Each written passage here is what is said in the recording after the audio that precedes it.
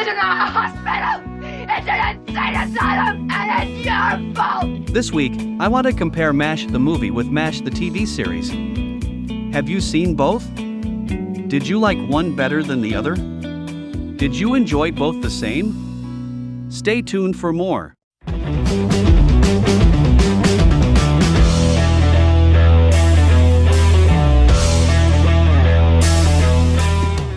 Before we begin, I want to remind you that if you love comics and pop culture as much as I do, you'll subscribe to my channel and ring the bell to stay informed of upcoming videos. Please share this video, as that will help me gain subscribers as well. I also have my own franchises, Adolescent Radioactive Samurai Platypi and Carl Vincent Vampire Hunter. The latter has been picked up by Cutthroat Comics. Check the links below for more details and the link to Dracula Rising, which is available on Amazon. Here's some great artwork from Raphael Lanahaus from the origin story Foul Blood. Once again, available on Cutthroat Comics. See the links below. I also have a book which is a collection of my reviews and columns called Comics, Pop Culture, and Politics. You can also find t-shirts and posters on Teespring. Again, check the links below for all Carl Vincent Vampire Hunter merchandise. And now, on with the show, this is it. Welcome to another show. My name's Andrew, and today we're going to look at MASH the movie versus MASH the TV show. The movie came out in 1970 while the TV series premiered in 1972 and lasted for 11 years. Since the movie came out first, let's begin our discussion with it. Does that big ass of hairs move around a lot, Frank, or does it sort of lie there flaccid? What would you say about that?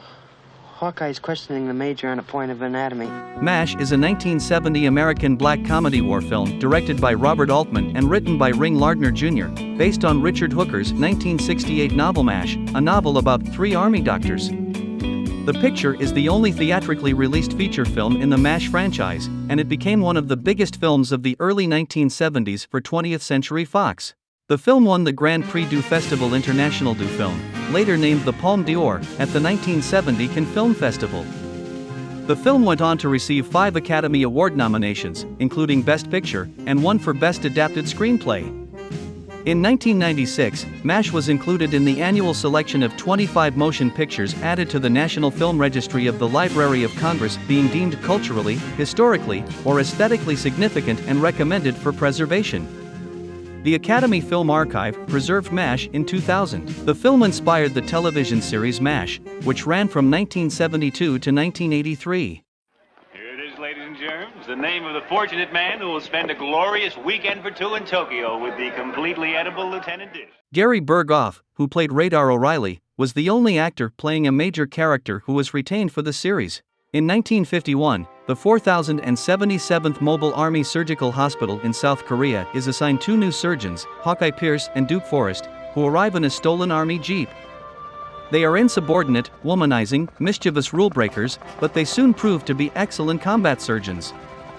Other characters already stationed at the camp include bumbling Commanding Officer Henry Blake, his hyper-competent Chief Clerk Radar O'Reilly, Dentist Walter Painless Paul Waldowski, the incompetent and pompous surgeon Frank Burns, and the contemplative chaplain Father Mulcahy. The screenplay, by Ring Lardner Jr., is different from Hooker's original novel. In the DVD audio commentary, Altman describes the novel as pretty terrible. He claims that the screenplay was used only as a springboard. Despite this assertion by Altman, however, while some improvisation occurs in the film and Altman changed the order of major sequence, most sequences are in the novel. The main deletion is a subplot of Ho-John's return to the 4077th as a casualty. When Radar steals blood from Henry, it is for Ho-John's operation under Trapper and Hawkeye's scalpels. When the surgeons are playing poker after the football game, they are resolutely ignoring Ho-John's corpse being driven away. The main deviation from the script is the trimming of much of the dialogue. In his director's commentary, Altman says that M*A*S*H was the first major studio film to use the F word in its dialogue. The word is spoken during the football game near the end of the film by Walt Painless Paul Waldowski when he says to an opposing football player, "All right, bud, your head is coming right off." The actor, John Schuck, said in an interview that Andy Sidaris, who was handling the football sequences, encouraged Schuck to say something that'll annoy him. Schuck did so, and that particular statement made it into the film without a second thought. previously confined to cult and underground films, its use in a film as conventionally screened and professionally distributed as MASH marked the dawn of a new era of social acceptability for profanity on the big screen, which had until a short time before this film's release been forbidden outright for any major studio picture in the United States under the Hays Code. Although a number of sources have reported that Lardner was upset with the liberties taken with his script, he denied it in his autobiography, but the departures weren't as drastic as he, Altman, made out. Much of the improvisation involved a couple of scenes between Donald Sutherland and Elliot Gould in which they rephrased lines in their own words. For all of Bob's interpolations and improvisations, however, the basic structure of the movie is the one laid out in my script, and each scene has the beginning, middle, end that I gave it. Kiss my hot lips. We have got to share this with the rest of us. Frank. What the hell is that? Oh, pardon me. I thought I heard somebody yell for help. Carry on. Carry on, hell! I did yell for help! Help! The filming process was difficult because of tensions between the director and his cast. During principal photography, Sutherland and Gould allegedly spent a third of their time trying to get Altman fired, although this has been disputed. Altman later commented that if he had known about Gould and Sutherland's protests, he would have resigned. Gould later sent a letter of apology, and Altman used him in a number of his later works, including The Long Goodbye, California Split, Nashville, and The Player, but Altman never worked with Sutherland again. Because of the context of the film being made, during the height of America's involvement in the Vietnam War, 20th Century Fox was concerned that audiences would not understand that it was ostensibly taking place during the Korean War.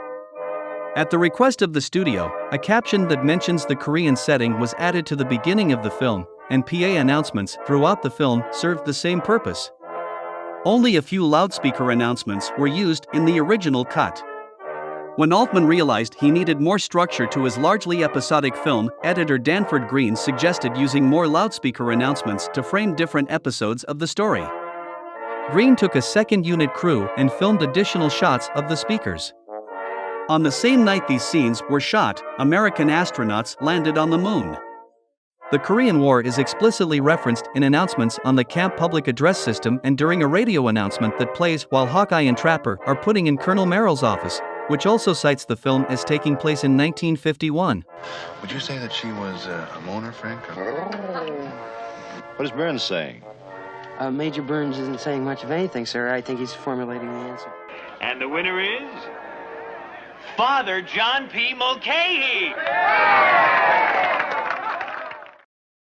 Do I understand that the priest of this outfit has just won a weekend with a nurse in Tokyo? It's a prayer come true. MASH features the song Suicide is Painless, with music by Johnny Mandel and lyrics by Mike Altman, the director's then 14-year-old son. The version heard under the opening credits was sung by uncredited session vocalists John Baller, Tom Baller, Ron Hicklin, and Ian Freeburn-Smith. On the single release, the song is attributed to the MASH. The song is reprised later in the film by Private Sideman, played by Ken Primus, in the scene in which Painless attempts to commit suicide. When I'm asked what the big difference is between the movies of the 1970s and those of the 80s, I say that in the 70s, the best directors were trying to make the great American film, and in the 80s, they were trying to make the great American hit. The career of one director in particular dramatizes that, and his name is Robert Altman. From MASH in 1970 right up through his latest film, Vincent and Theo, which we just reviewed, he's insisted on expressing a distinctly personal vision, and in the 70s, that made him one of the hottest directors around. Roger Ebert, in the Chicago Sun-Times, gave the film 4 out of 4 stars, writing, "There is something about war that inspires practical jokes, and the heroes are inspired and utterly heartless. We laugh, not because MASH is Sergeant Bilko for adults, but because it is so true to the unadmitted sadist in all of us. There is perhaps nothing so exquisite as achieving sweet mental revenge against someone we hate with particular dedication. And it is the flat-out, poker-faced hatred in MASH that makes it work. Most comedies want us to laugh at things that aren't really funny. In this one we laugh precisely because they're not funny. We laugh that we may not cry. We can take the unusually high gore level in MASH because it is originally part of the movie's logic. If the surgeons didn't have to face the daily list of maimed and mutilated bodies, none of the rest of their lives would make any sense. But none of this philosophy comes close to the insane logic of MASH, which is achieved through a peculiar marriage of cinematography, acting, directing, and writing. The movie depends upon timing and tone to be funny. One of the reasons MASH is so funny is that it's so desperate. The show was created after an attempt to film the original book sequel, MASH Goes to Maine, failed. The television series is the best known of the MASH works, and one of the highest rated shows in U.S. television history. Its final episode, Goodbye, Farewell and Amen, was the most watched television broadcast in American history from 1983 until 2010 and remains both the most watched finale of any television series and the most watched episode of a scripted series. The film was re-released to theaters in North America in late 1973. To attract audiences to the MASH television series, which had struggled in the ratings in its first season, 20th Century Fox reissued the film in a version running 112 minutes and bearing a PG rating. Some of the more explicit content from the original R-rated cut was edited out. An officer should respect himself and the man he commands. Poor Frank. Just can't hold his chloroform. MASH aired on CBS from 1972 to 1983. It was developed by Larry Gelbart as the first original spin-off series adapted from the 1970 feature film MASH, which, in turn, was based on Richard Hooker's 1968 novel MASH, a novel about 3 army doctors.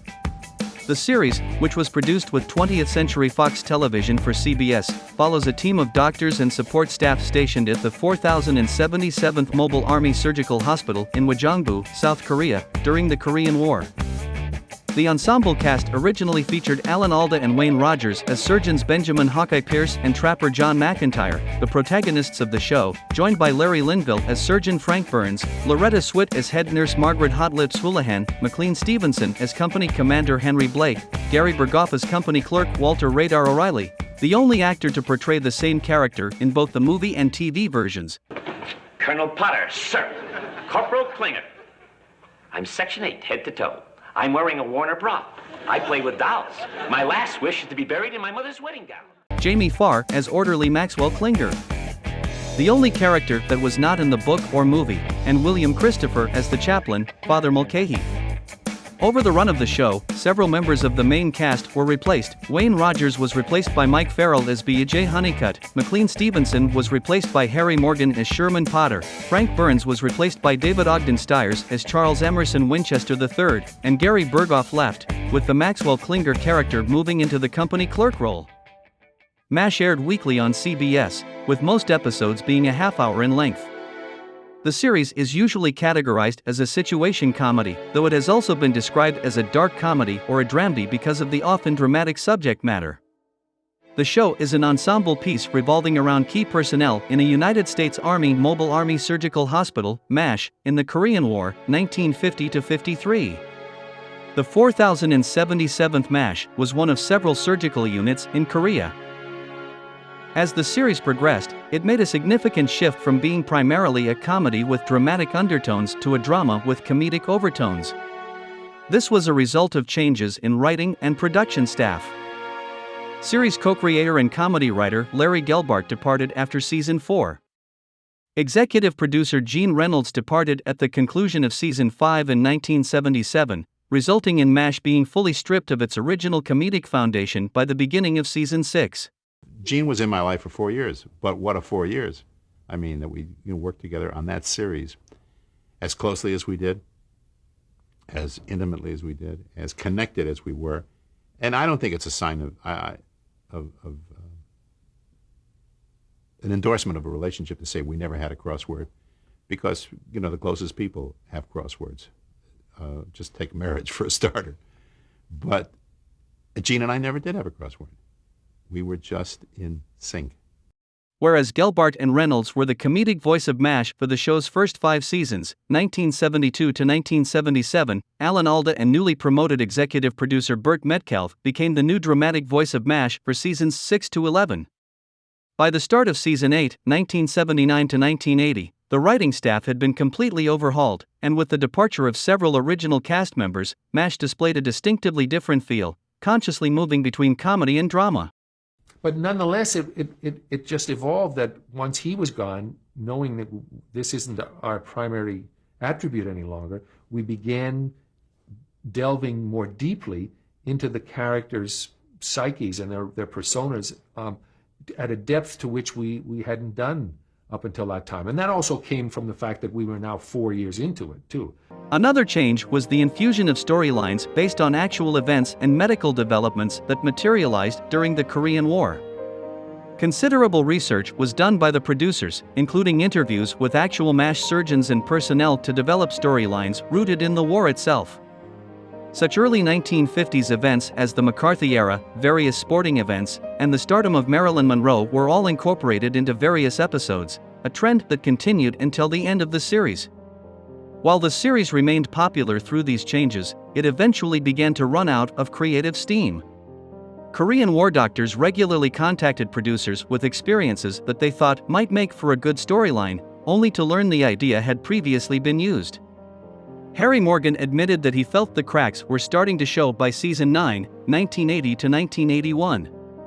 Alda wished to make season 10, 1981 to 1982, MASH's last, but was persuaded by CBS to produce a slightly shortened 11th season, coupled with a farewell movie finale, at CBS request. In the end, season 11 had 15 episodes, although 6 had been filmed during season 10 and held over, and a 2.5-hour movie, which was treated as 5 episodes and was filmed before the 9 remaining episodes. The final episode produced was the penultimately aired episode As Time Goes By. The series' finale movie, titled Goodbye, Farewell and Amen, became the most watched U.S. television broadcast in history at that time, with 106 million viewers. So how are you getting out of here, Colonel? Oh, I've got my transportation over yonder. There's a Jeep meeting me at the orphanage. I'll take one last ride on Sophie. Then at the Padre's request, I'm giving her to the orphans. They can use her for farming and maybe take her for a ride now and then. She's real good with kids.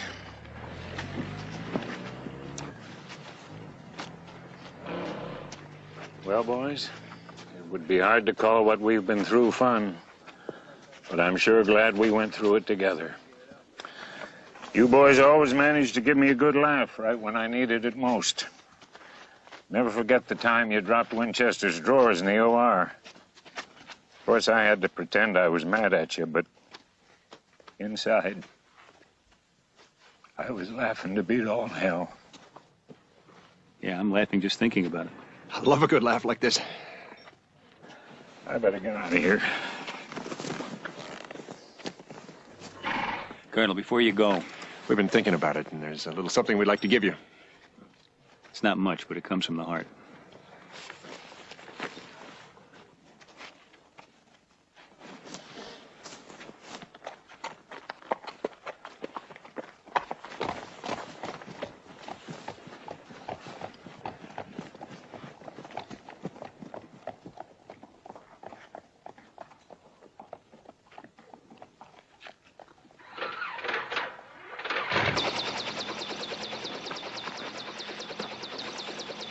Sounds like my cab is here.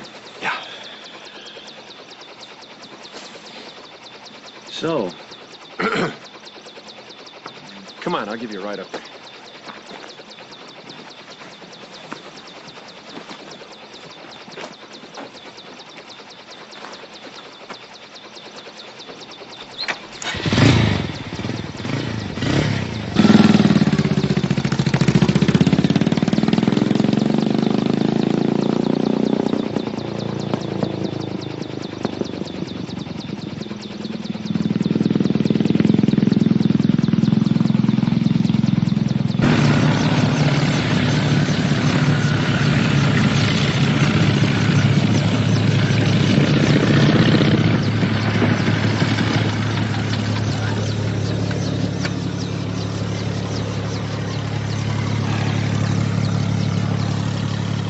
Look, I know how tough it is for you to say goodbye, so I'll say it.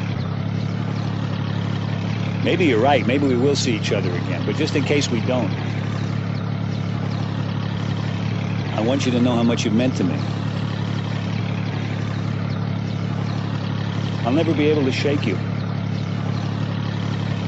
Whenever I see a big pair of feet or a cheesy mustache, I'll think of you.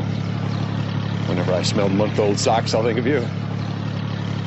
And the next time somebody nails my shoe to the floor. Yeah, when somebody gives me a martini that tastes like lighter fluid. I miss you. I'll miss you. A lot. I can't imagine what this place would have been like if I hadn't found you here.